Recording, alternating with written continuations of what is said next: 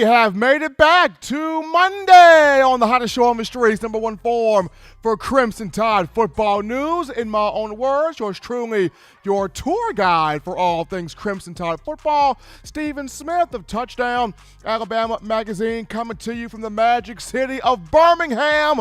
Really excited to have you locked and loaded on the number one ticket for Crimson Tide football information on this weekend, even though Alabama men's basketball coming up short against UCLA in the Sweet 16 of the NCAA tournament.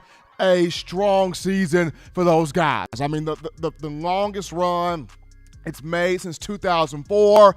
I know the guys, Herbert Jones, John Petty, Alex Reese, Coach Nate Oates, disappointed to not advance to the Elite Eight, not advance to the Final Four, and not get to the national championship game and potentially win it.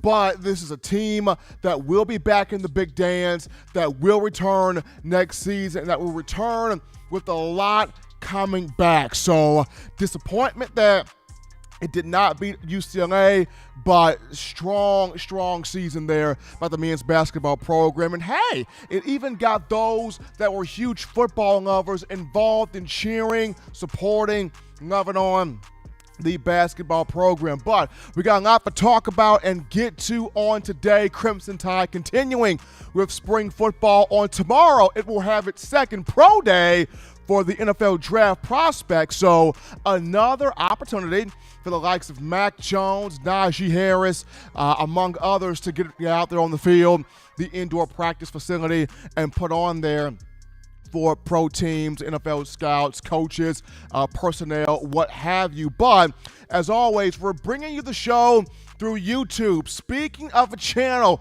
go ahead right now, give a thumbs up on the show, like the show up, hit that subscribe button.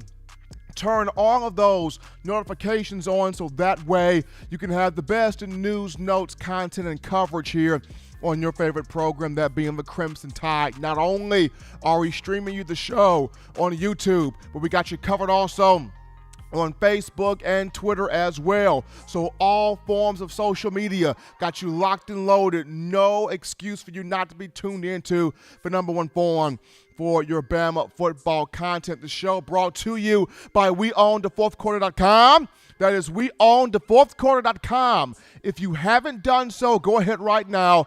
Copy that four-finger bling necklace, four-finger bling jewelry, showing that support for Coach Saban, the University of Alabama, the student athletes, and us, and of course us here at TDA, as the student athletes are continuing to have that pageantry, that tradition of owning and or dominating the fourth quarter. That's WeOwnTheFourthQuarter.com. Check them out today. Gotta shout out my man John Ivory in the production studio one time, doing his thing as he always does. But got a lot to get to, a lot to discuss, a lot to talk about on today. No guests, just me here. And we want you guys being a part of the conversation. And you can do this by calling 205-448-1358. That is the number to let your voice be heard on the show, 205-448-1358. And one more time, 205-448-1358. Definitely want to hear from you, the passionate fans of Crimson Tide football. But and as also, folks, that daily super chat goal, $75 daily super chat goal. You guys have been phenomenal helping us out here with your donations. But as we get into now the first topic here of the conversation on this evening, and I know to end last week's edition of shows, kind of had some fun there with the first topic in discussing the spring game coming up, the A-Day game, and why it will be the most crucial, the most important, the most pivotal of spring games under the Nick Saban era. And quite naturally, when you talk the Alabama quarterback room, people's ears are going to perk up. I mean, this is the one position that U.S. fans, you want to see who is going to really do this thing. Is it going to be Bryce Young? Can he be, all that we're all kind of expecting him to be at that quarterback position, that next level type player? Will it be, Paul Tyson? Will it be a Jalen Milroe? So everybody wants to know, who is going to end up being the number one guy, the QB1, when it's all said and done. Who is going to end up being QB1 here for the Crimson Tide in terms of Alabama football? But along with the spring game, over the weekend, I got a chance to talk to a dear friend of mine, good friend of mine who is well connected. He is intertwined with the Crimson Tide program in terms of what goes on inside the building, within the building. And I got a chance to talk to this guy for about an hour to an hour and a half over the weekend. And we were just bouncing off ideas, off of each other. And one of the things that this person shared with me was, Stephen, along with the A-Day game, there are 2 spring scrimmages coming up for the Tide that are going to be pivotal, probably even more so pivotal than the A-Day game. We all know A-Day is kind of for show. It's a formality. It's a confidence boost there for the players. But in these scrimmages, this is where you see the real test, the real evaluation, the real grading, if you will, from Coach Saban and the rest of the coaching staff. Now, this is where you see Nick Saban open up the playbook both offensively and defensively. In the spring game, you're not going to see a lot of what Alabama wants to do. They're not going to throw a lot out there. It's going to be more of a vanilla, bland look there. But in the 2 scrimmages, you're going to see a lot thrown at you in terms of the players on the field competing in these 2 game-like practices, if you will. The first scrimmage is actually scheduled for this upcoming Friday at Bryant-Denny Stadium. The second scrimmage will be on April the 10th, which will be next week. So 2 huge pivotal game-like practices prior to the A-Day game. And it kind of reminds you, or it kind of, goes back to, the Senior Bowl. The Senior Bowl for the rite of passage college players moving off to the NFL.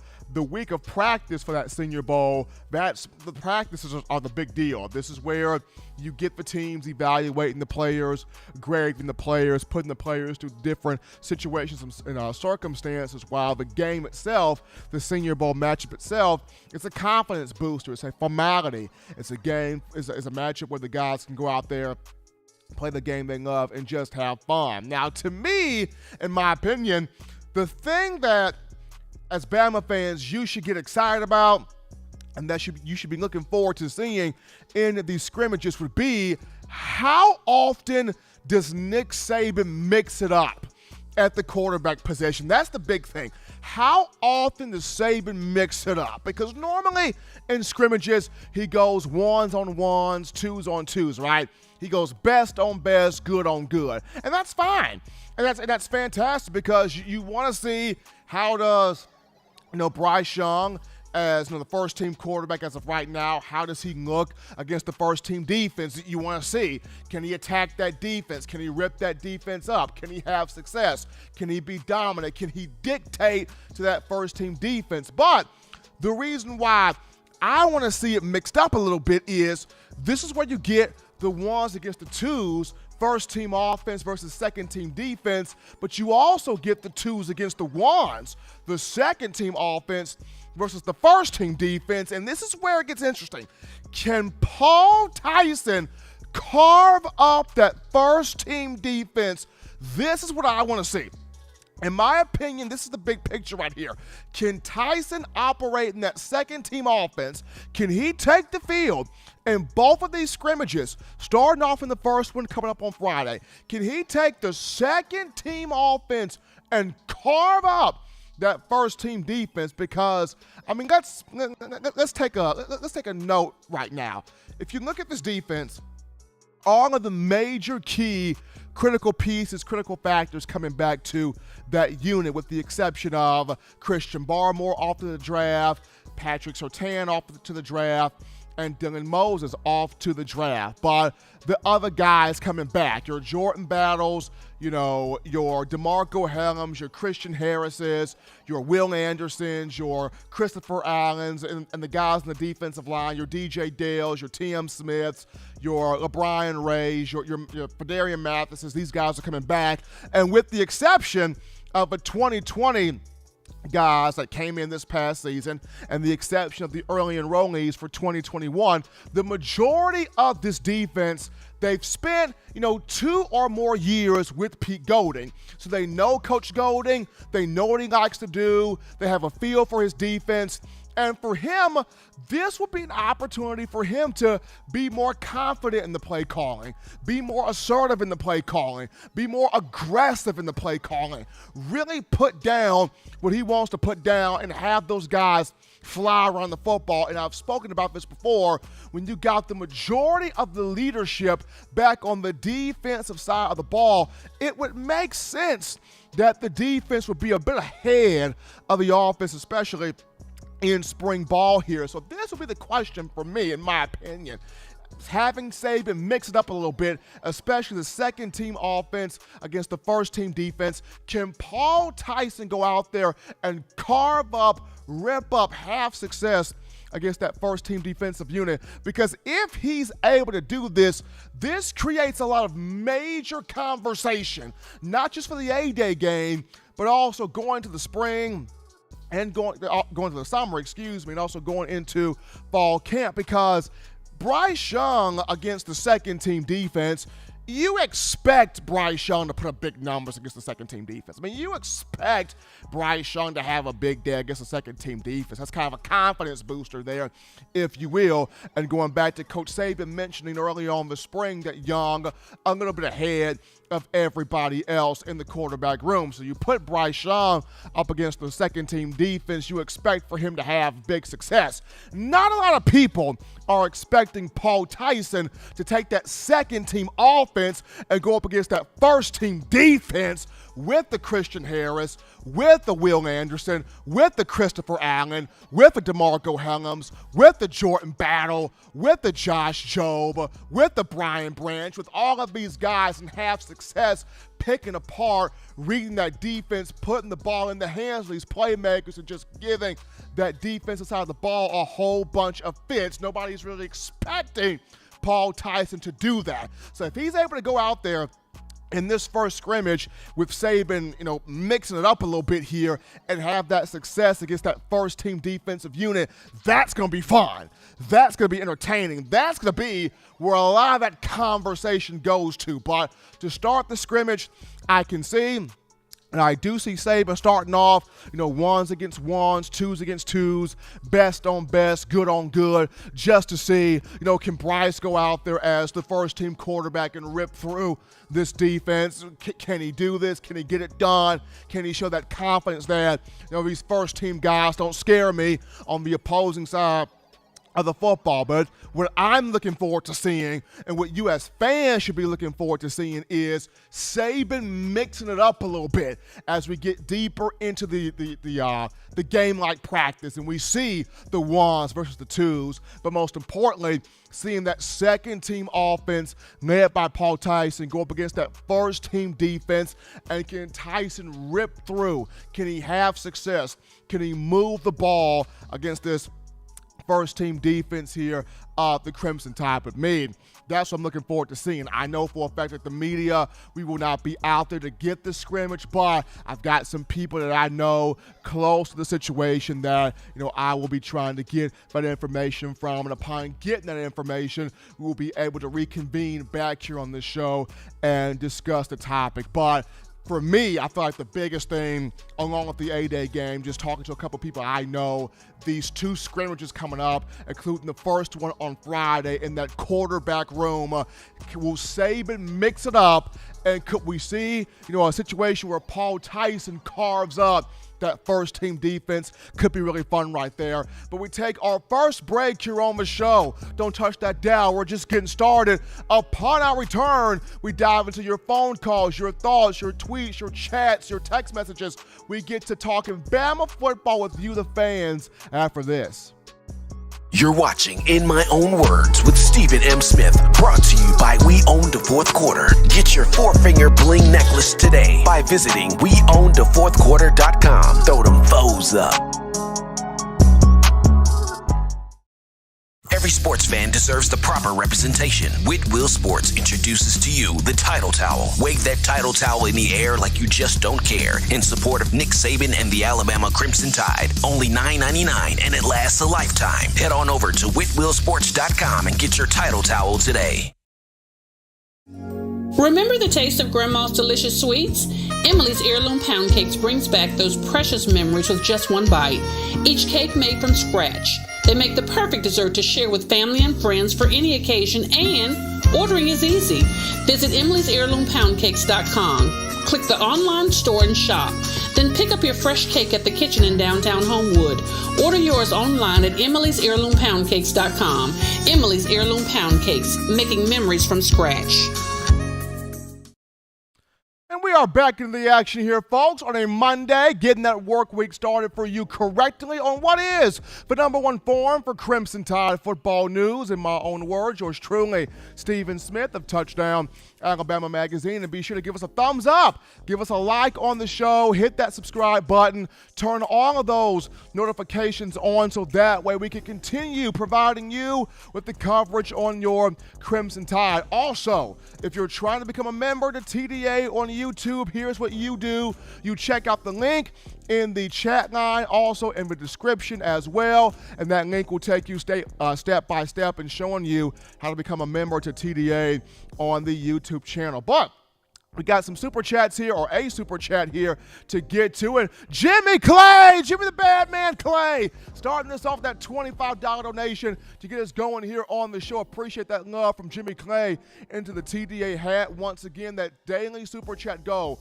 $75 daily super chat goal there. So appreciate that coming from Jimmy Clay. And we got DeMarco Brooks right behind Jimmy Clay, that $5 donation. So appreciating Jimmy Clay and DeMarco Brooks helping us out here on the show. But we now get to your calls here. Call segment brought to you by the Blue Wrench Gang, 205-448-1358. That's the number right there, 205-448-1358. And we start the night off with Waylon. Waylon, what's going on, my man? How you feeling?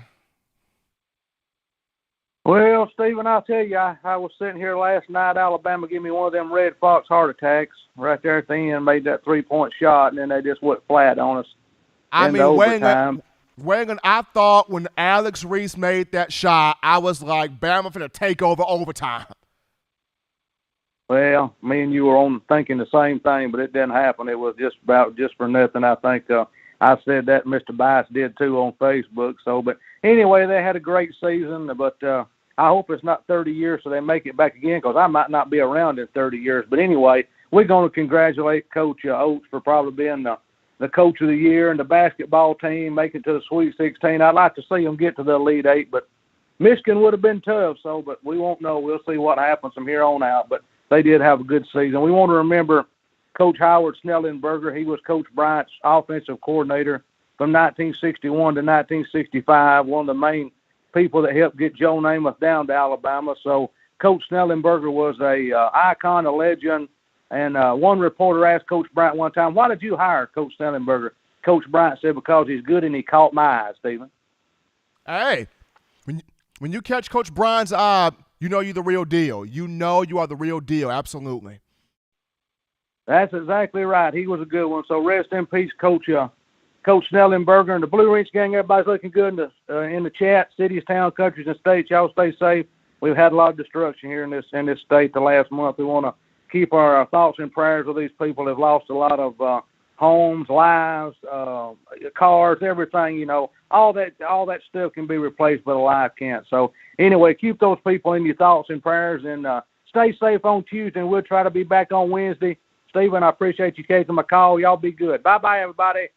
Appreciate that call. They're coming from Waylon, starting us off here on the show. We take our next call. You're live on the show. What's going on? Mr. Stephen Smith, hey, Chris with Ballard Sports Media. How you doing tonight? Doing well, Ballard. Doing fantastic. A little bit hurt that, Bama basketball just could not get to the Elite Eight, falling short to UCLA, but good season. Proud of Coach Oates and the guys. I hurt for Petty, Reese and Herb Jones that they came here. They laid down a foundation, but I feel like the best is yet to come for this basketball program. Yeah, I would agree. Nate Oates is in year 2, fixing to enter year 3 this upcoming fall when we get back and get started again. And, the only downside to it was a great season. I don't care what anybody says. Bama had a great team this year. They had one of the best scoring offenses, really the best in the SEC, one of the best overall in basketball this year, along with teams obviously ahead of them like Gonzaga or whoever. But I was sitting there, I was actually doing a stream on my channel for the game yesterday, and I just remember seeing that game-winning. I don't even remember who made it. I was so excited because I'm like, I don't even care who made it. We got the ball off. We got the 3, and we tied it up right there, and I was going insane, jumping up and down, yelling. I was excited. Overtime hits, and it's like we just kind of lost it there at the end. But either way, UCLA, we got to give them a lot of credit. I hope that they, maybe make a good run going forward. And obviously our guys just got to use the off season and everything. And Nate Oates, I think, has proven to be the right coach for the job. And he certainly proved that this season. And we just got to get better and work this next off season, maybe try to get a championship next season. Absolutely appreciating that call right there from Ballard Sports Media calling in, and absolutely that was Alex Reese who made the big time shot. Alex Reese from right here in Pelham, and I know Storm had came through Pelham prior to the Sweet 16 matchup against UCLA, but Alex Reese making the big time shot. And I thought that when Reese made that shot, it was going to be a done deal. We were going to have Bama would have the momentum in overtime, but it is what it is. We take our next call of the evening. You're live on the show. What's going on? Roll Tide, Stephen. This is New Jack. How you doing? New Jack doing well, man. Doing well. Happy. Proud of the basketball team for the season it had. A little bit hurt that we just could not quite get to the Elite Eight, but one thing's for sure, Nate Oates was the right hire, and I feel like it's only going to get bigger for the basketball program. Agreed. I have to say I would rather Nate Oates coach our basketball team than to have Josh Heupel coach our football team. Yeah, true. Anyway, Sweet 16, that's nothing to sneeze at. I'm so proud of the team. I'm proud to be an Alabama fan. It's a great day, There's no shame in Sweet 16. I did not look it up, but I think it's been a while since we made the Sweet 16. First time since 2004. Yeah, now what is that, 17 years? That's pretty much. We got a coach, don't we? We got a coach. Absolutely, and it's only going to get better here for Coach Oates. I hurt for Petty, for Reese, and for Herb Jones because those 3 seniors, they came in the 2017 class with Avery Johnson.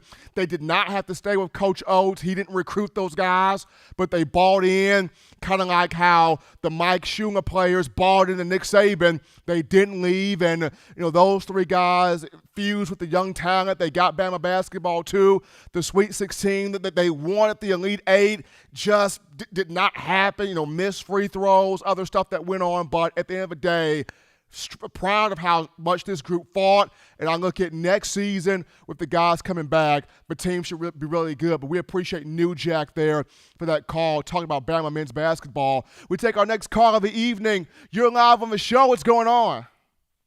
What's up, man? We got Uncle Charles. What's going on? Man, I'm sorry I didn't call Alabama Nation, man. I had surgery on my stomach, man, and I had to get better. And, I'm still kind of a little weak, but I'm getting better and better. So I'm about to chill out on them neck bones and black-eyed peas and sweet potato pie. I'm about to chill out on that until I get my weight down. But, man, I'm so glad to hear from you, man. I'm glad to be back with my Alabama Nation. And I just want to tell you, man, I miss you, man. And I want to just tell you that. And I want to get to my comment. I want to say congratulations to the Alabama Crimson Tide basketball team. I want people to understand the last good coach we had was Will Sumner. Will Sullivan was a hell of a coach. And, you know, he'd be over there snarling, and then you didn't get something right, and you come over there and he'll wet your whole jersey up. Then he'd be spinning, growling, and yet still he had us in the final 16 or the final 8. Now between those years, we only had coaches that will preach defense, but no offensive scheme. Offense, but no defensive scheme. Now we got AKA the little Nate. Man, I was so happy when we won the SEC championship. I told my wife, well, you at the grocery store, give me a box of O's, because I want to have it for breakfast. But I want to say this about the Alabama Crimson Tide football team. Do y'all see Nick Saban out there? He out there again with that straw hat on looking like Freddy Krueger. He ain't playing. And now we're going to build this team and get back to the national championship. So I want to say to everybody in the whole Alabama nation, in closing, my mama, we are a family in Alabama. Basketball, football, swimming, gymnastics. And my mom used to tell me all the time, son, don't ever leave out this house without 50 cents in your pocket, fresh drawers on, and a fresh piece of peppermint. Because you don't want that EMP telling us some because your breath ain't right. So that's all I got to say. And man, we're going to be fine. And when Nate Odom's, a.k.a. Little Nate contract come up, sign to a 4-year deal. We on the way, Alabama Nation, to the national championship with the basketball team. And we're going to roll in for another national championship with Nick Saban. And that's all I got to say, bro. Appreciate that call coming in from our own Uncle Charles, calling us back into the show, talking about Alabama men's basketball. A great season those guys had, and it's only the beginning for Coach Nate Oates and company. But kind of a cool topic right now we're going to get to before we go to the break, and it's on Mac Jones. Mac Jones will do his second pro day on tomorrow on the campus of the University of Alabama. He will do more throwing in the second pro day, about 50 to 60 passes he's got ready to go on script. But the reason why we're bringing up Jones is the San Francisco 49ers are intrigued by this young man right here. John Lynch, the general manager for the 49ers, and Kyle Shanahan, the head coach, they will both be in Tuscaloosa to watch Jones throw at Bama's second pro day. They could have gone to Ohio State's event to watch Justin Fields. They turned down Fields to come and watch Mac Jones. They are really intrigued by Mac 10. This is the reason why they made that jump. They traded up from 13 to 3 in the draft because they feel like a quarterback in this class is the one they need to take this franchise to the next level, and they are intrigued that Jones could be the guy to take this franchise to the next level. And Mac Jones today, in interviews with reporters, he was rattling off all types of plays and schemes and formations and strategies that the 49ers run. He really likes what Kyle Shanahan does offensively. He compares it to what Steve Sarkisian had him operating at Alabama this past season. So, Mac Jones really likes the 49ers. He's had conversations with the program. And I'm now starting to picture, Mac Jones on that West Coast, having a little bit of that Cali swag to him. Because I mentioned this before, San Fran's got a lot of weapons there on that team. Brandon Ayuk at wide receiver, Travis Benjamin at wide receiver, Deebo Samuel at wide receiver, of course, George Kittle at tight end, one of the best in the league. And defensively, you're going to get a Nick Bosa back on that defensive line. You got Richard Sherman there in that defensive secondary. So San Fran's got the pieces. It just needs to have the quarterback of the future that it can trust. I know it's got Jimmy Garoppolo still on the roster, but Jimmy G, as talented as he is, he's been through injuries, he's been through some mishaps, and the 1 year where he was healthy and took it to the Super Bowl in the 2019 season, he missed on some plays that if he would have hit on them, San Fran probably takes a Super Bowl away from Patrick Mahomes and the Kansas City Chiefs. But Jimmy G just could not hit on those plays. And this is the reason why you've seen the 49ers make that move to go from 13 to 3 in the NFL draft. So Mac Jones drawing a lot of attention from the 49ers. Kyle Shanahan, John Lynch will be in Tuscaloosa for Bama's second pro day on tomorrow. But we take another break here on the show. Don't touch that dial, because when we get back, we dive into another conversation that should be spoken on more. We talk about quarterbacks all the time, but there's another position group that we need to discuss more about. What is that position group? We'll get to it after this.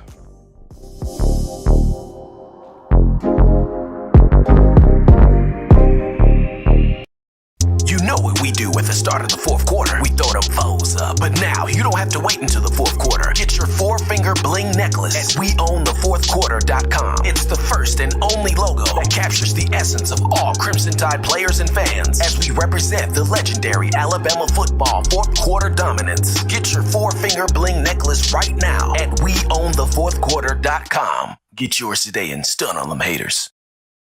Touchdown Alabama Magazine is Alabama football's premier publication. A subscription to Touchdown Alabama Magazine is the perfect gift for any Alabama fan. For exclusive news and information, recruiting updates, a free annual print magazine, and more, go to touchdownalabama.com and click join. Only $7.95 per month, or pay $74.95 for a full year subscription. That's a yearly saving of $20. Go to touchdownalabama.com today and roll Tide.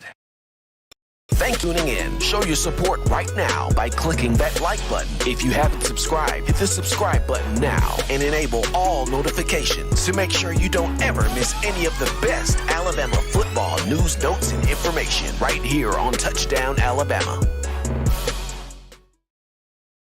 As we are back into the action here, folks, on a Monday, getting that work week started off correctly here on the hottest show on the streets, the number one forum for Bama football news. In my own words, yours truly, Stephen Smith of Touchdown Alabama Magazine. Be sure you guys to hit that like button, give us a thumbs up there on the channel, turn those notifications on, and also be sure to hit that subscribe button also, so we can continue getting you the best in Alabama football news, notes, and coverage. Also, if you are trying to become a member to TDA on the YouTube channel, you check out that link in the chat line and in the description. That link will take you step by step and showing you the steps that you have to go to become a member to the YouTube channel. But before we dive back into the topic of conversation here, got a bit of a cool update. The University of Alabama Board of Trustees, they were able to approve the contracts of the new coaches on the football staff, on Coach Saban's staff here.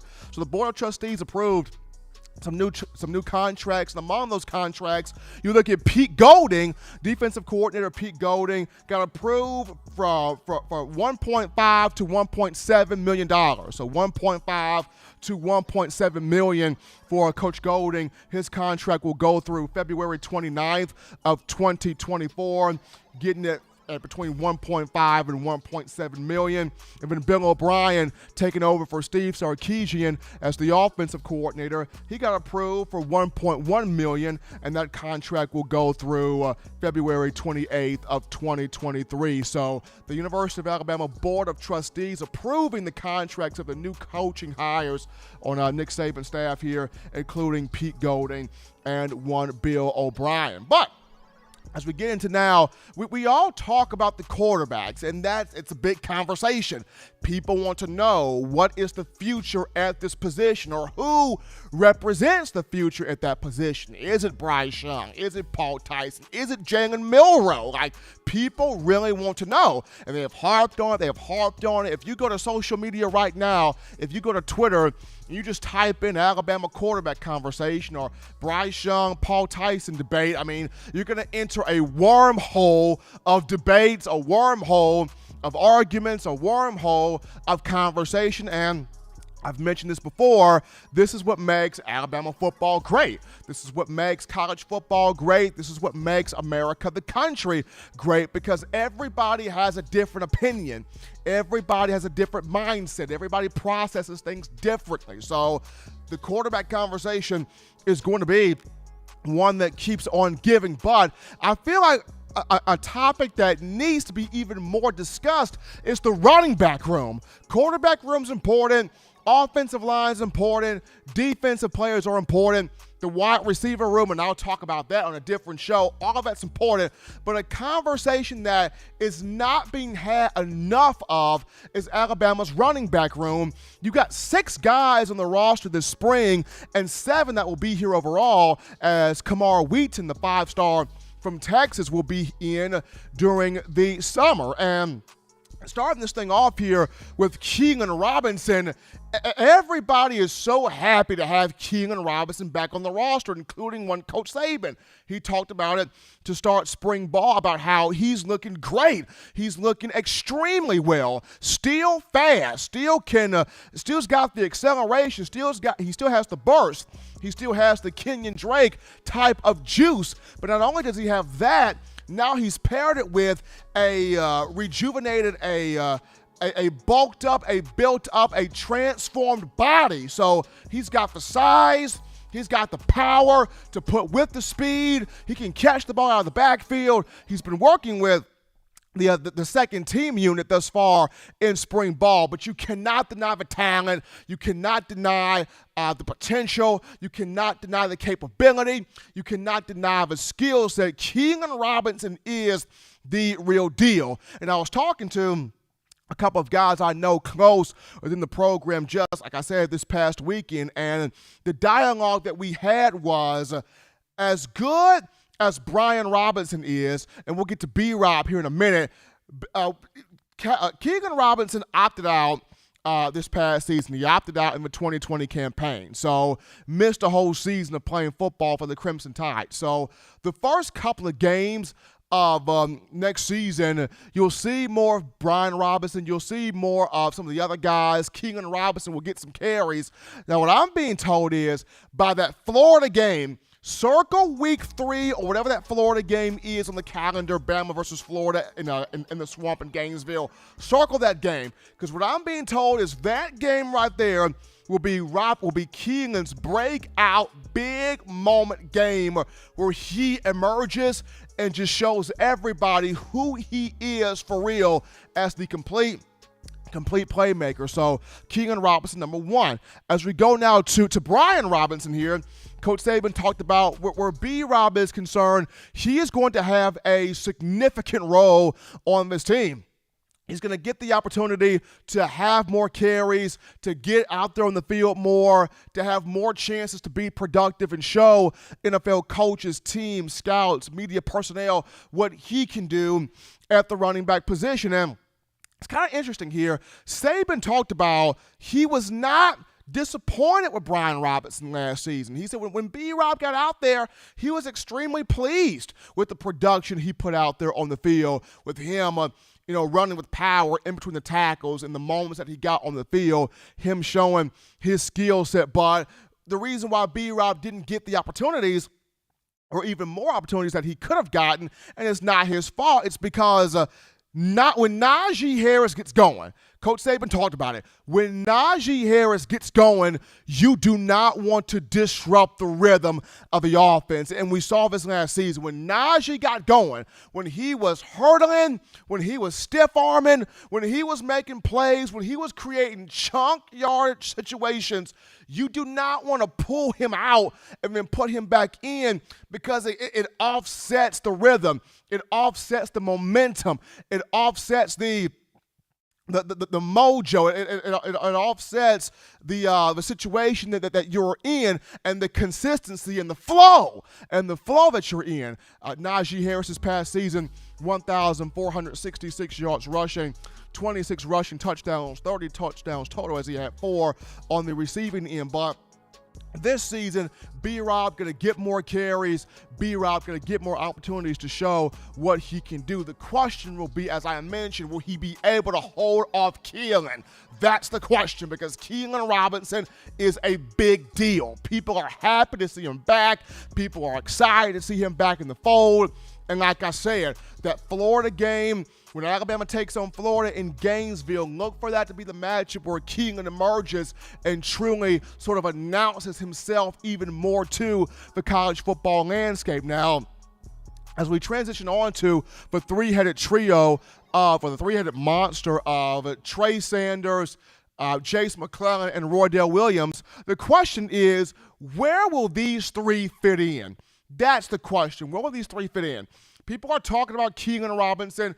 People want to see B-Rob truly become the number one featured back. But when you discuss Trey Sanders, Jace McClellan, and Roydell Williams, where do these three fit? Starting this thing off, with Trey Sanders and trying to work his way back from the injuries he sustained in the car accident he suffered a season ago. According to Coach Saban, he has made it to being able to do dry running on the field. He's been doing some individual workout things in practice, and he's been looking strong in them. He's been looking great in them. Can he stay away from the injuries?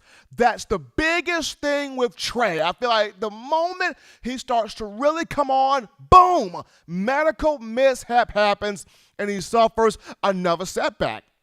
He had it in 2019 when he was doing really well in fall camp before the foot injury took place. I mean, he's got a ton of ability, can run the ball between the tackles. He's got speed to bounce it outside, can catch the ball out of the backfield. He's got an assortment of talents as a five-star coming from IMG Academy in Florida. But can he finally truly stay healthy and keep the injury bug off his back? When you look at Jace McClellan, can he get more carries? Because he had a lot of juice as a freshman, had that big touchdown against Arkansas of 80 yards during the latter portion of the season. But against Kentucky, that's the moment he broke out. 10 carries for 99 yards, 1 touchdown. Folks were like, ooh, I like what Jace McClellan can do. I like what he can offer. I like what he can provide.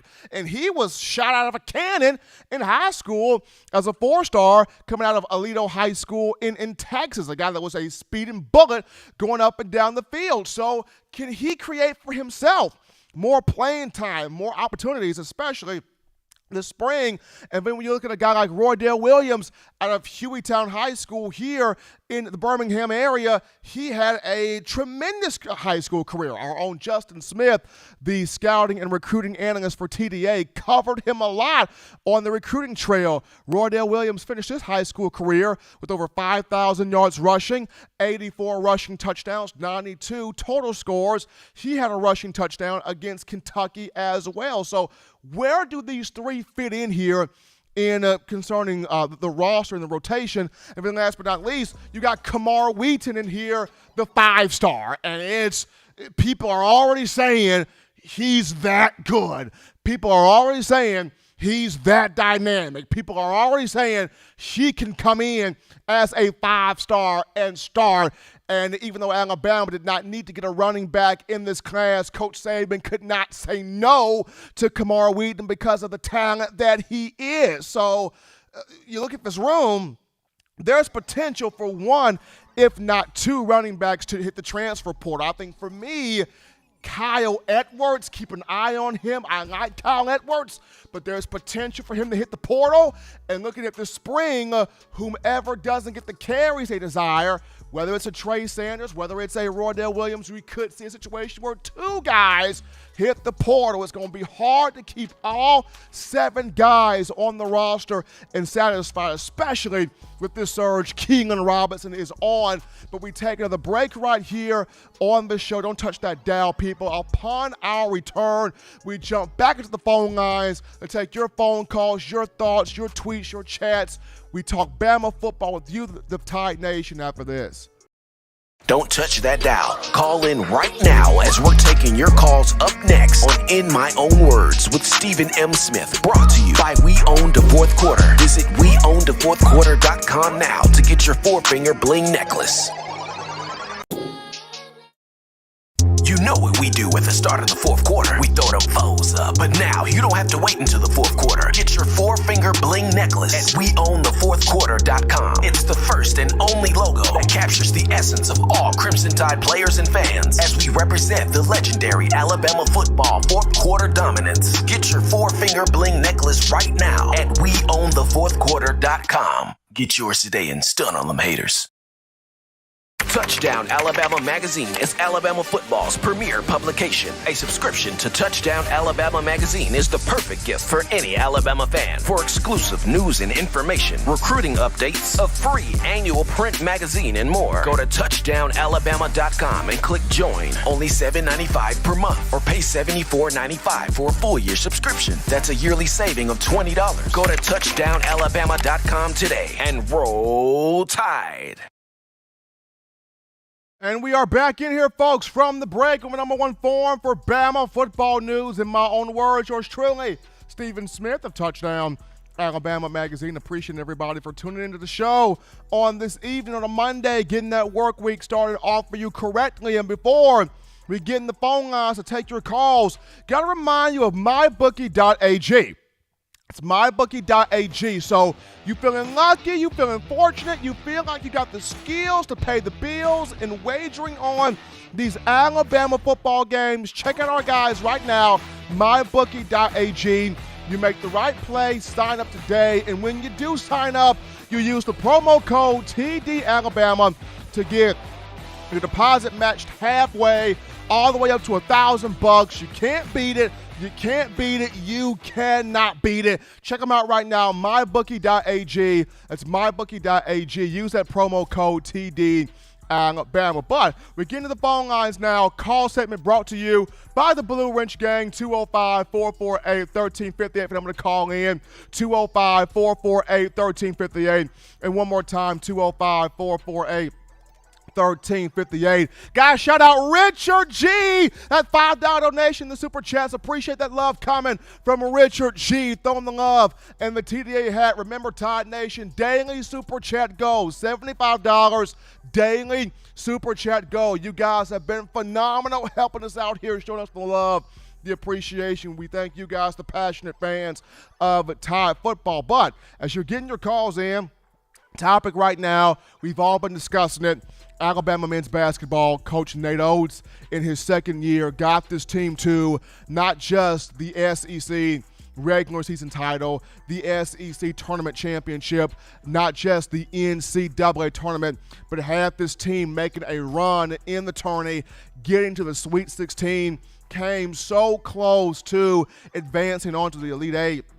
Took a 10-point loss to UCLA on last night. I mean, it was tough there. It was really tough. I mean, Alabama started off with a 19-8 lead. If I'm not mistaken, there were moments in that game where I thought Bama was going to pull away and run through the Bruins, but I mean, it is what it is. Unfortunately, you can't miss 15 free throws and expect to win a basketball game. Got to get better free throw shooting. Got to get better also finishing at the rim.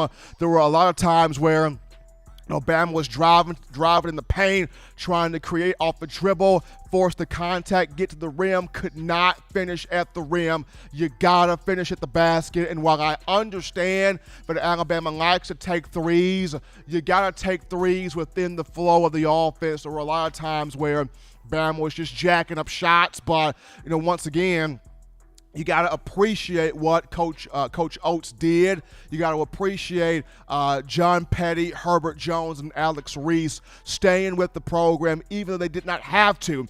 These were not Nate Oates' recruits. These were Avery Johnson's recruits, but they bought in, they toughed it out, they stuck with it, and they helped lay down a foundation that Coach Oates will build off of for the years to come. But what has me very excited, folks, is look at the guys coming back. Joshua Primo coming back. Javon Quinterly coming back. Jaden Shackelford coming back. Keon Ellis coming back. Darius Miles coming back. Juwan Gary coming back. Just so many talented players coming back to this team. And those guys took that loss last night, and that loss will burn within them because they know we are not letting that happen ever again. We get back to the NCAA tournament. We get back to the stage next season. We are finishing the job. And it's like going back to the football program in 2008 where Coach Saban had the football team undefeated regular season. His second year, got to the SEC championship game against Florida, got beat by Tebow, and Coach Urban Meyer. Bama football had a little taste of that cake. It was snatched away from them, but those guys said, hey, never again. We get back to the SEC title game. We're going to beat Florida. We're going to beat Tebow, and we're going to win the national championship. And we saw it all come to fruition in Saban's third season in 2009. So we're seeing this same trajectory that Nate Oates is on right now. As year 2, you get to the Sweet 16, you win the SEC. Year 3, looking forward to seeing Bama men's basketball, take that next step and competing to try to get to a national championship and potentially win a national title. But you got some great guys coming back, and you got some great guys coming in too, like J.D. Davis, for example, as well. But we got to get to the Jimmy Clay right here. Jimmy the Bad Man Clay, that $20 donation in the Super Chats. Appreciating Jimmy Clay and the love that he is showing us, dropping it into the TDA hat. But we take a break right now on the show. Upon our return, we will dive into the defensive back room and why Brian Branch, to me, is the X factor this spring. We'll talk Bama DBs to tidy up loose ends after this.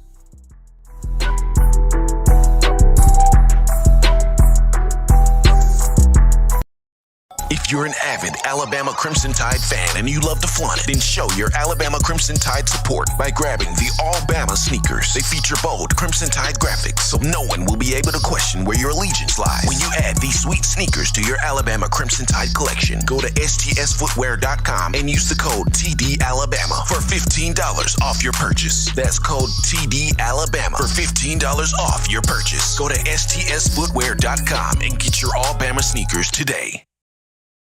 Touchdown Alabama Magazine is Alabama football's premier publication. A subscription to Touchdown Alabama Magazine is the perfect gift for any Alabama fan. For exclusive news and information, recruiting updates, a free annual print magazine, and more, go to touchdownalabama.com and click join. Only $7.95 per month, or pay $74.95 for a full year subscription. That's a yearly saving of $20. Go to touchdownalabama.com today and roll Tide. Thank you for tuning in. Show your support right now by clicking that like button. If you haven't subscribed, hit the subscribe button now and enable all notifications to make sure you don't ever miss any of the best Alabama football news, notes, and information right here on Touchdown Alabama. Back into the action here, folks, on the number one form, number one ticket for Bama football news. In my own words, yours truly, Stephen Smith of Touchdown Alabama Magazine. Appreciate everybody tuning in into the show on this evening. And before we get into the final topic of conversation, got to remind you of TDAwear.com. That is TDAwear.com. So for all of you fans overjoyed with the Tide's national championship, we want you to check out our championship collection merch. That means grab you 18 of them things, folks, t-shirt, hoodie, or sweatshirt, as well as our Got 18 We Do shirts. Designs which features all 18 championship years on the back. Head over to TDAwear.com. Do it right now. TDAwear.com and go over Championship Collections merch tab and get you copy some of them shirts today, showing that support to Coach Saban, the University of Alabama, the student athletes, and us here at Touchdown Alabama Magazine. Got to shout out Jimmy Clay again, baby. Boom, baby. Jimmy Clay, that $20 donation via the Super Chats. And also, is that Richard G? That's Richard G again. That $20 coming from him. Appreciating Jimmy Clay and Richard G for the love, and the Super Chat goal of $75 has been met. So you, the Tide Nation, y'all done it again, meeting that Super Chat goal, helping us here on the YouTube channel. Appreciate you guys for all the love, support that you have given us here at Touchdown Alabama Magazine. But now we get into final topic of conversation, and it goes to the defensive back room here for the Crimson Tide. And I've mentioned this before. Coach Saban has stockpiled so much talent in the secondary since 2017 that, not only do you forget at times who's on the roster, but it's going to be a push to see who make up the best 5 to 6 players that will consistently be starters in the secondary in that back five. And for me, just looking at this spring for a minute here, there's not a downgrade in terms of talent.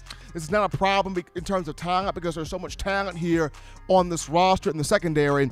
But I feel like Coach Saban is sort of looking around going, do I have a shut-down, lockdown cornerback?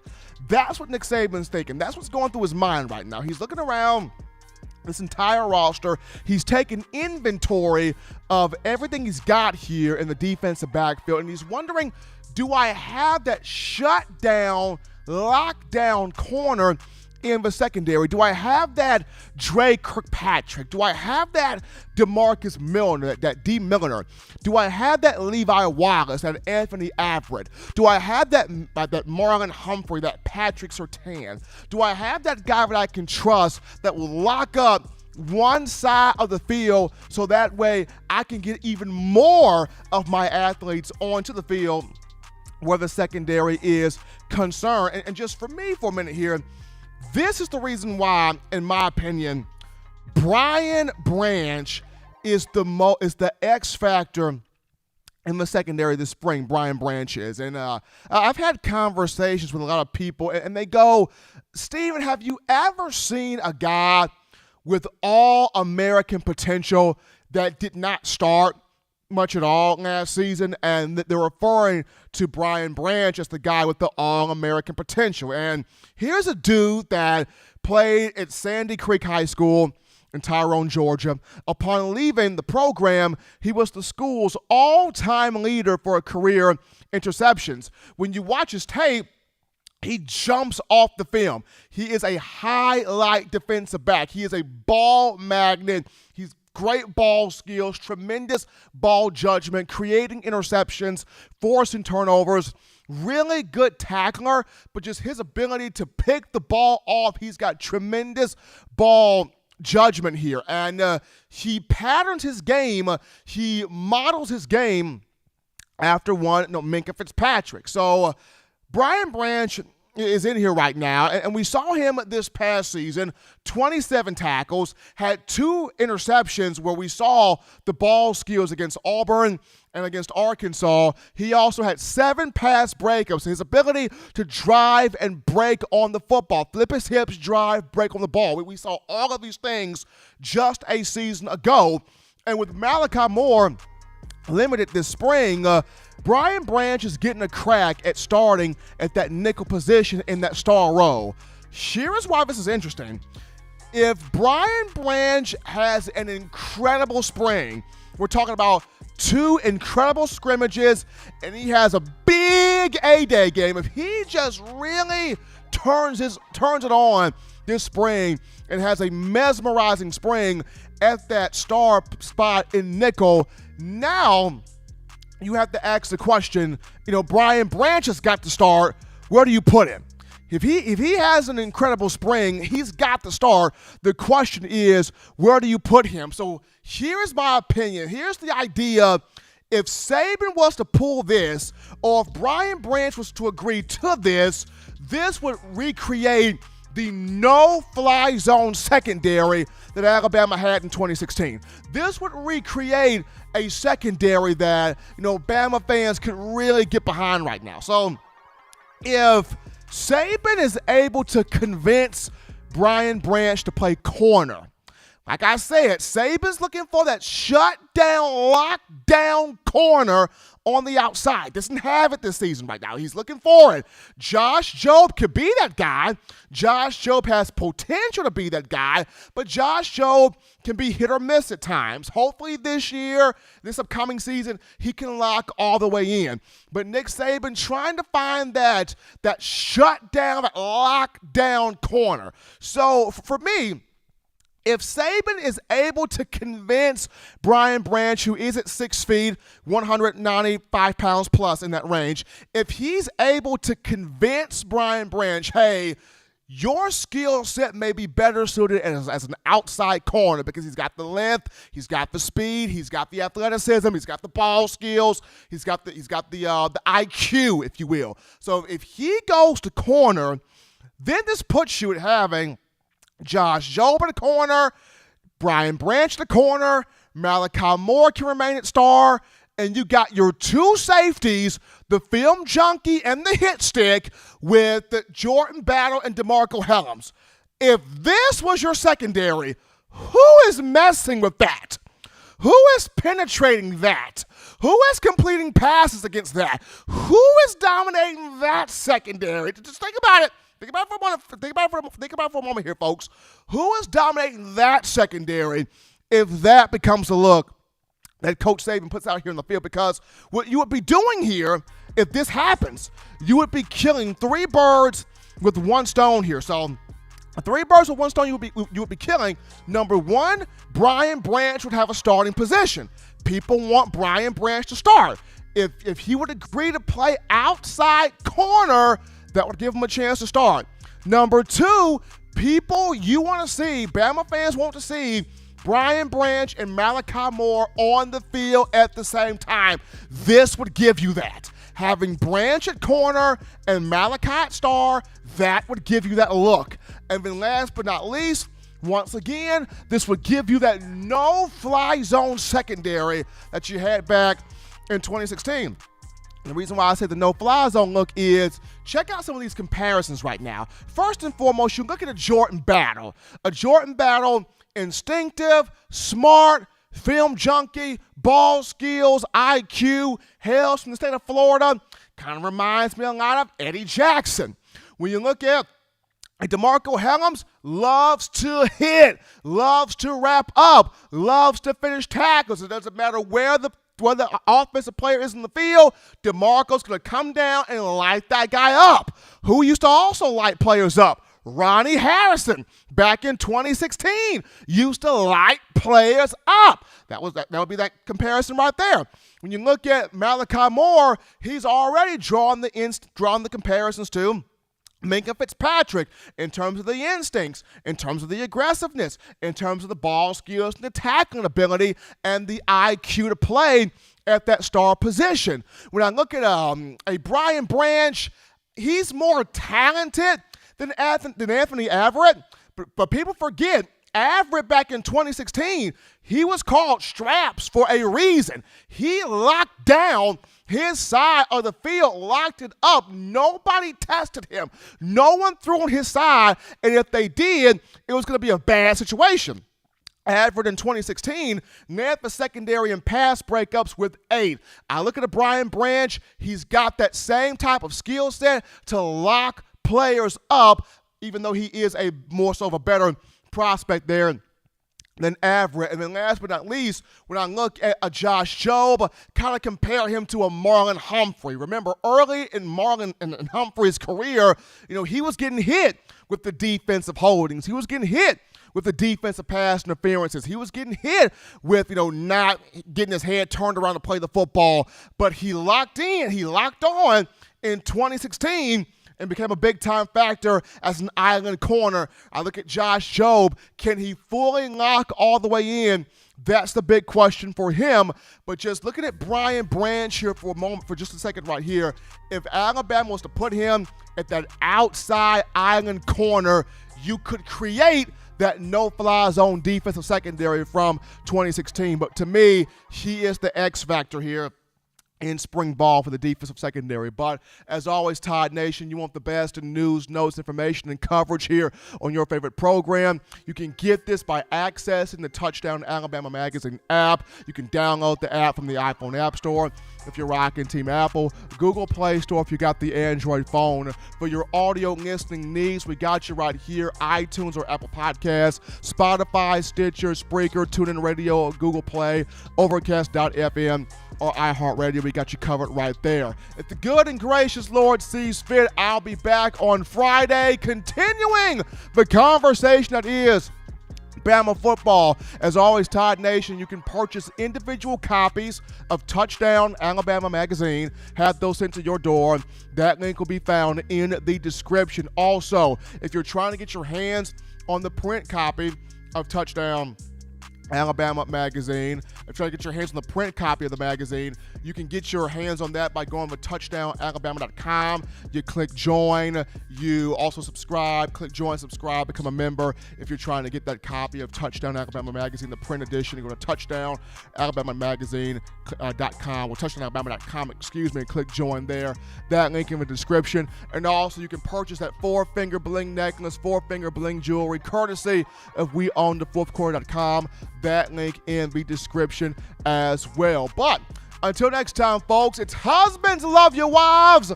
Wives appreciate, value those husbands. Children continue to do the right thing, the smart thing, the legitimate thing, to not be bored. Be sure to get you those 3 hearty meals a day, those 3 great laughs a day. Protect yourself, protect the loved ones around you. I got a good bit ahead of myself. Today is Monday. We'll be back on Wednesday. Got a bit ahead of myself, but get excited sometimes. It is what it is, but we will be back on Wednesday. But until next time, folks, so long, everybody. It's been in my own words.